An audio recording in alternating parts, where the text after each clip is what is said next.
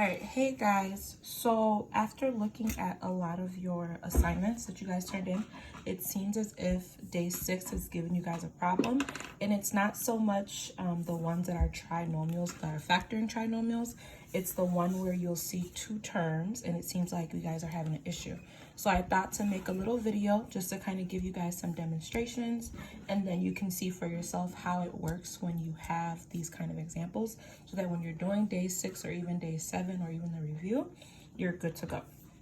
Okay, so let's start off by just reviewing what we already know. So we know that when we're factoring a trinomial, you guys know a trinomial has to do with 3 terms, right? And the 3 terms is the A, the B, and the C. We've talked about this already. And to show you an example of how a trinomial looks, it's like, for instance, 3x squared plus 6x plus 9. This will be an example of a trinomial. As you can see, it has 3 terms and it has our A, our B, and our C. That's very important because your A comes from x squared. So this right here would be our A. Our A would be 3. Our B comes from the one that has the x, right? So this would be our B. Our B would be 6. And then our C, that comes from the one that's the constant, the one that doesn't have any variables on it. So C would be 9. Now, the reason why I wanted to point this out is because when I was looking at some of your homework assignments, a lot of you, when you were doing factoring a binomial, when it has just 2 terms, you started to do the X method. And remember, the X method only works when we have an A, a B, or a C, or we have an A and a C and no B. But some of you decided to do the X method when you didn't have even an A, and that's very, very important. You really, really need this. So let's go through how you should do this. So an example, and I'm gonna take this one from one of your homework. I'm gonna do number 1 with you guys. So it's 2x3 minus 20x squared. Okay. Sorry, that was Imani. Okay, so 2x3 minus 20x squared, right? This is how it looks on your paper. Now, again, like I said, I saw a lot of you when you were doing this in your assignment, you decided to do the X method because it's what you're used to, and I get that. But remember, we can't do an X method here because you pretty much only have an A here. Remember, this is 2x to the 3rd power, right? So to the 3rd power, that's not your A. Your A is something that has x squared, right? So we can't do X method here because we don't really have an A right away. We have the A over here, which is what's supposed to be the B spot. And as you can see, there's no B and there's no C. So we cannot do an X method here, okay? So don't try to do an X method. You can't do it. What you're gonna do is just do factoring using your GCF. This is something that we did when we were doing our self-paced unit way back when we did like the different folders. This is like the, I think it's a blue folder or the purple folder. That's what this stuff is, okay? So let's go ahead and start off. Our very first step when you see problems like this is to find, so steps, I'm gonna write steps here. Step 1 is to find the GCF. That's your very first step. And you guys know GCF means greatest common factor. So you're gonna find the number that goes into both 2 and negative 20, and also the lowest exponent out of the 2, out of x3 and out of x squared. So the number that goes into both 2 and negative 20, the greatest number that goes into both of them would obviously be 2, right? So I know it has to be a 2.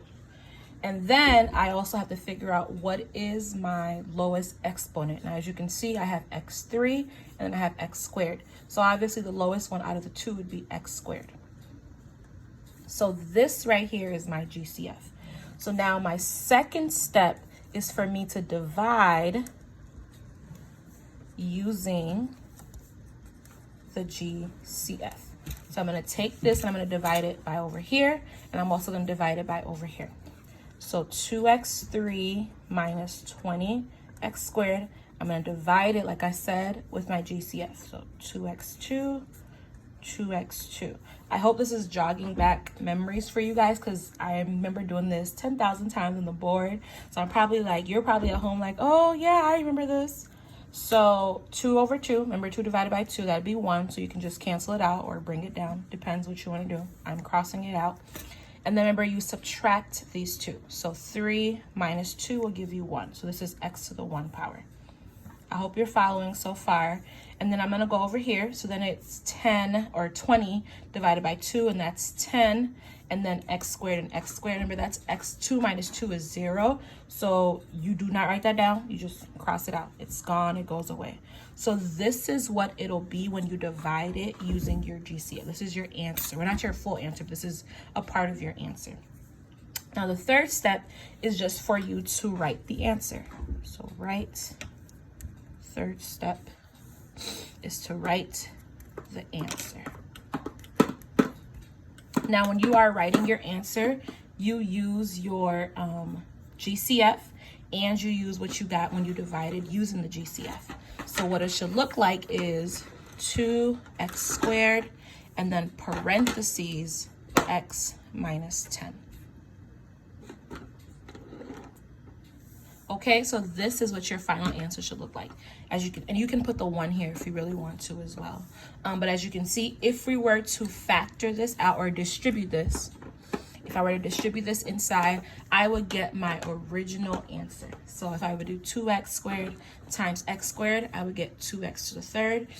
And if I was going to do 2x squared times negative 10, I would get negative 20x squared. So it's like the same thing. This is your final answer. This is how it should look. Remember, not X method. This is what you do when you see only 2 terms. Okay? Hopefully this makes sense. I'm going to do one more example, and then I feel like you guys should be good after that. And again, if you guys have questions, I'll be on Google Meets tomorrow during my regular office hours at 11 to 1.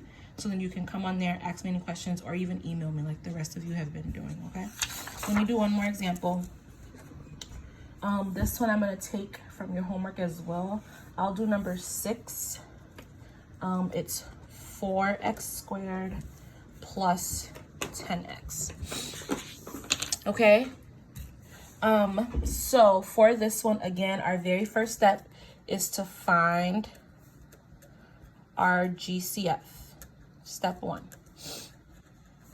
So find out what your GCF is. What's that thing that's going to go into both the 4 and 10. So what's the greatest number that goes into both 4 and 10? Now, if you guys know, factors of 4 are 1, 2, and 4. Factors of 10 are 1, 2, and 5, and 10. So obviously the greatest number that goes into both of them would be 2. You guys already know this. So 2 is one of them, and then you figure out what's the lowest exponent out of the 2. Obviously, we have x squared here, and this one is x to the first power. So that would be our lowest exponent, which is x to the 1 power. So we found out what our GCF is. We're good. Second step is to divide using our GCF. So I'm going to take both of these terms and divide it by 2x. So divide this by 2x. Divide this by 2x as well. Okay, so divide these two and divide these two. So 4 divided by 2 is 2. And then x2 minus x1, remember there is a 1 here, and I'll put them on both.